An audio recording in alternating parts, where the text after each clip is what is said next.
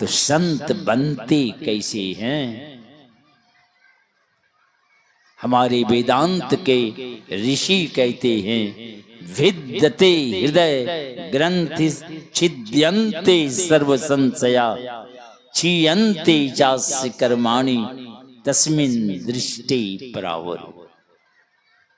सरल सरल ढंग से समझने का प्रयास करें हम लोग। ये जो हम सब लोग हड्डी मांस का शरीर लेकर बैठे हुए हैं, यह आपका स्थूल शरीर कहलाता है। इस स्थूल के अंदर एक सूक्ष्म शरीर होता है, उसके बाद कारण शरीर होता है और एक महाकारण शरीर होता है। ये स्थूल, सूक्ष्म, कारण, महाकारण, ये चारों जड़ शरीर कहलाता है। और इस चारों जड़ शरीर के अंदर एक चेतन शरीर घुसा हुआ है, जो ये चल फिर रहा है। तो ये चारों जड़ और एक चेतन को जब आप अलग करेंगे तो हमारे ऋषि कहते हैं उनका समस्त संशय समाप्त हो जाता है। और क्या होता है? क्षीयन्ते चास्य कर्माणि। जन्म जन्मांतरों से अच्छा खराब कर्म जो बनता आया है, पुण्य और पाप,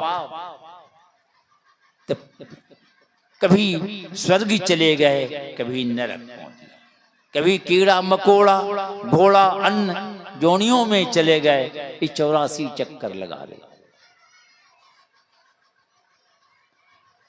ये कर्मों का खेल है। हमारे वेदांत के ऋषि कहते हैं, जिस कर्म बंधन के चलते कभी कीड़ा, कभी मकोड़ा, कभी घोड़ा, कभी कुत्ता, कभी स्वर्ग, कभी नरक में भटकना पड़ता है, वह समस्त कर्म बंधन ही चरमरा के झड़ जाता है उसका।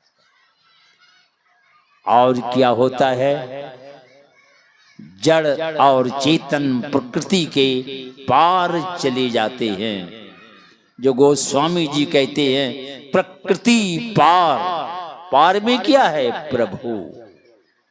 कौन प्रभु? सब उर्वासी, जो सबके हृदय में है, कन कन में है, सर्वत्र है।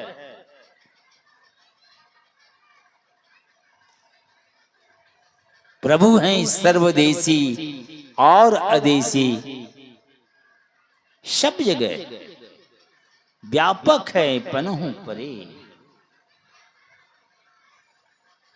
ये परमात्मा का साक्षात्कार कर लेंगे तो जिन्होंने चारों जड़ और एक चेतन को अलग कर, संशयों को समाप्त कर बंधनों को तोड़कर प्रकृति के पार चल अनंत पार परमात्मा का जिन्होंने साक्षात्कार कर लिया है, ऐसे महापुरुष को ही संत कहते हैं। ऐसे संतों की जो राय है, जो विचार है, जो सलाह है, जो मत है, उसी को संत मत कहते।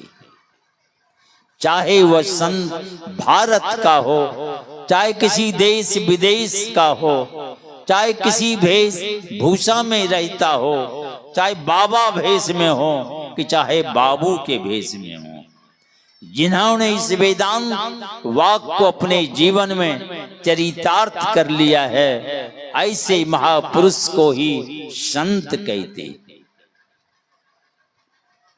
और ऐसे संतों के चरणों में समर्पित कर इस युक्ति, इस राज, इस भेद को ठीक ठीक से समझकर हमारे गुरु महाराज कहते हैं, बिन दया संतन की में ही जानना इस राह को, हुआ नहीं, होता नहीं, होनहारा है ही नहीं, होने ही वाला नहीं। लोग कहते चलो चलो सत्संग वहां हो रहा है। ये सत्संग, सत्य ही परमात्मा है, उसका संग कैसे होगा?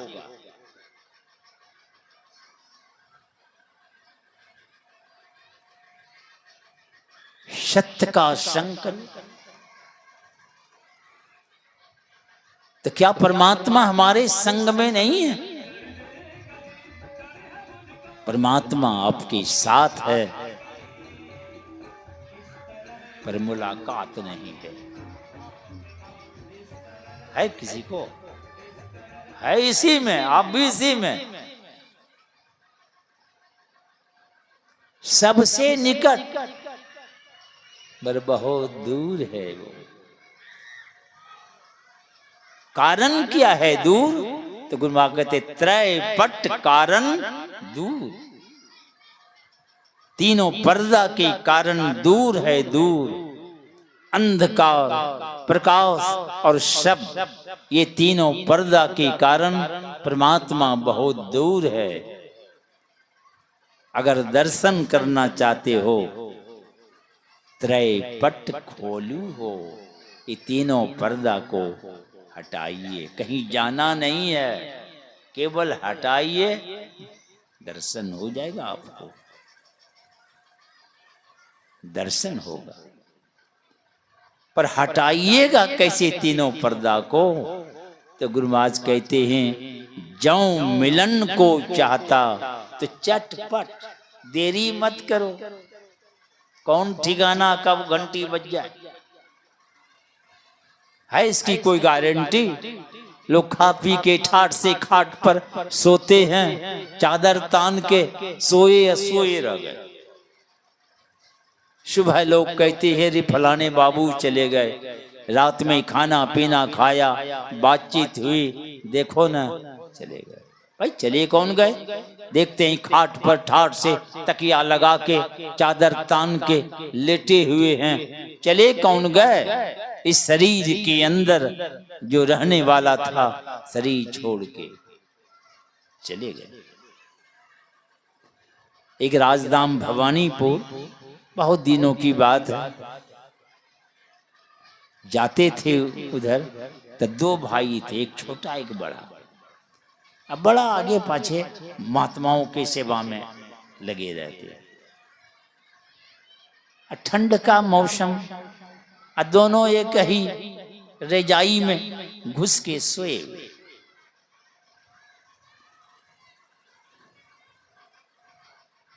सुबह होने पर छटका तो निकला रजाई के भीतर से, बड़का उसी में सोया हुआ। 7 बज गई, 8 बज गए, माँ आवाज देते हैं, अरे उठो उठो। रजाई के भीतर हैं। जाके जब रजाई उठाते हैं तो रजाई क्या उठेंगे, उनका बड़ा लड़का दुनिया से उठ गए थे। अपने भाई को कह नहीं सका कि हमारी तबीयत खराब है, क्या है, नहीं है, चले गए। तो इसलिए गुरु महाराज कहते हैं जौं मिलन को अगर चाहते हो परमात्मा को, तो पहले तो यहाँ सत्संग में आके बैठिए। सुनने से यह ज्ञान होता है कि कैसे हम उसके पास जाएंगे। अज्ञान होने के बाद भी प्रेरणा चाहिए, मन में जोश चाहिए,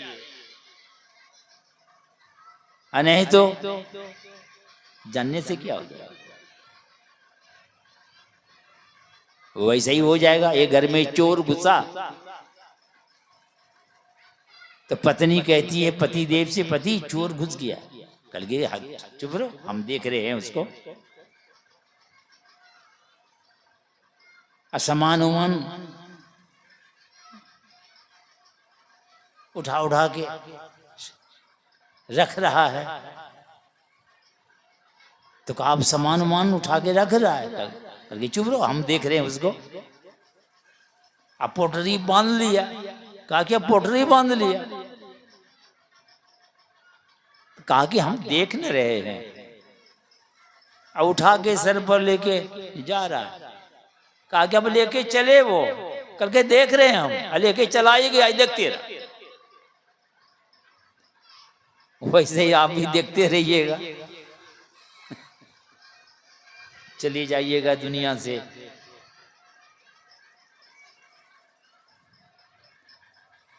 तो जरा होश में आके कुछ करना पड़ेगा, जीवन सार्थक सफल होगा। घड़ी की सोई फिर कहते हैं रात्रि कालीन सत्संग होगा। तो 6:19 20